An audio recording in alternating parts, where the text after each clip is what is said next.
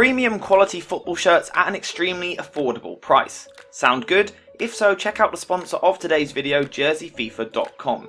You can see that I've sent you some shirts and they really are top quality, so make sure to click the link in the description to go find a shirt for yourself or perhaps as a gift for someone else. And you can now use code jerseyfifa at checkout for 10% off your order. That's code jerseyfifa at checkout for 10% off your order. I really do recommend their product, so go take a look. Now let's get into the analysis. So once again this season we have been treated to an absolute belter of a title race, with Liverpool and Manchester City pushing each other all the way until the last day, and actually pretty much the last 20 minutes of the final match. However, as we all know, Manchester City were the ones able to edge just that 1 point clear at the top of the league to win the Premier League once again.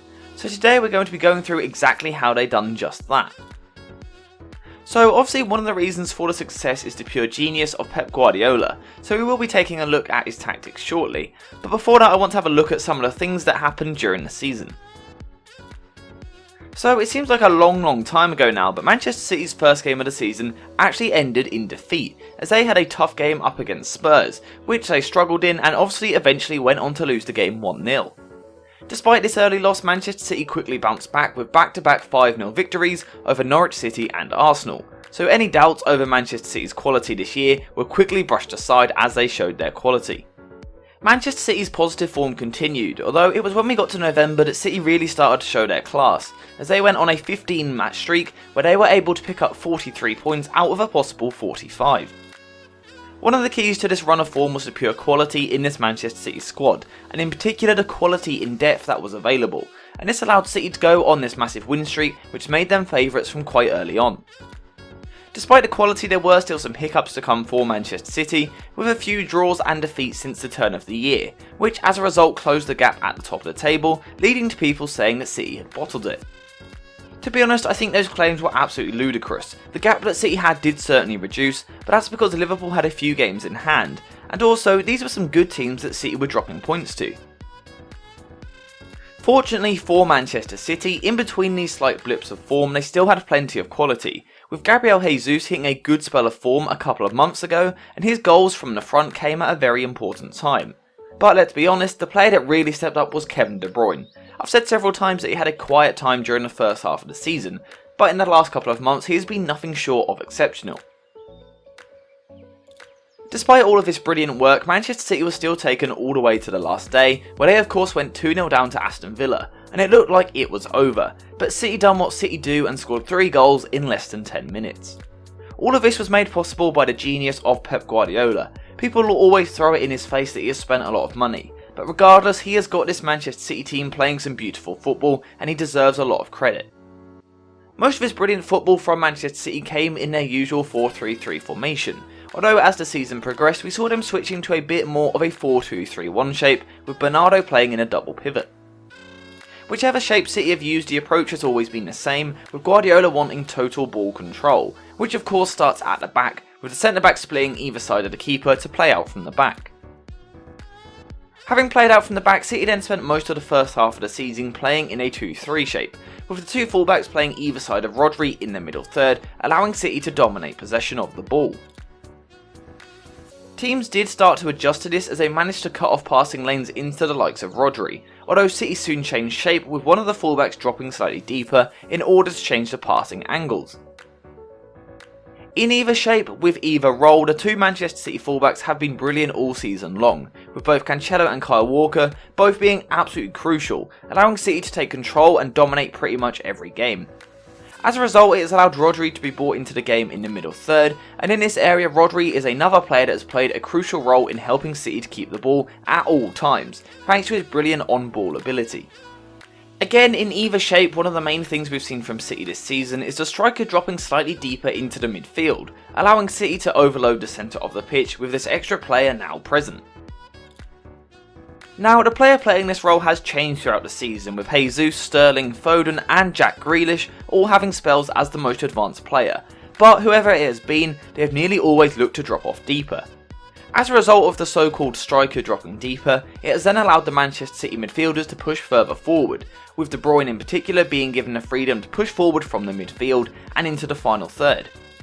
Pushing forward into the final third, in the second half of the season De Bruyne took his game to the next level, with some crucial goals and assists in some of the biggest games this season, and he really has been absolutely key to City's title push. Another player that has been given the licence to get forward from the midfield is Bernardo Silva, who again has done an excellent job of making forward runs, although later in the season he did occasionally play slightly deeper in the midfield. Whilst Bernardo's role has changed, the job of the two wingers has very much been the same for pretty much the whole season, with the two of them regularly holding extremely wide starting positions to provide the width for the attack. On the right hand side it has mainly been Mahrez providing the width for the attack, but he's had a bit of an up and down season. He has been absolutely brilliant for large spells, but at times he has struggled in some of the bigger games in the big moments. On the left, the City team has had slightly more variation, with players taking in turns to hold the width, with Phil Foden being one of the players who has done an excellent job in the games where he has been asked to play this wider sort of role. Whoever it has been starting on the left wing, Manchester City's left hand side has been absolutely lethal since the turn of the year, with both Cancelo and Bernardo both pushing forward into the final third in order to support the winger.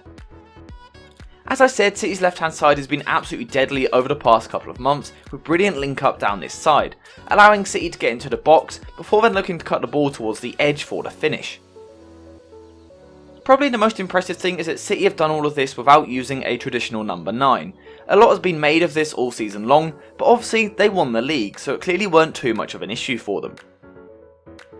Again, this is thanks to the brilliance and the genius of Pep Guardiola. Any other team would struggle without a goal scorer leading the line, and whilst it has been an issue at times, City have largely been able to deal with this with goals from elsewhere.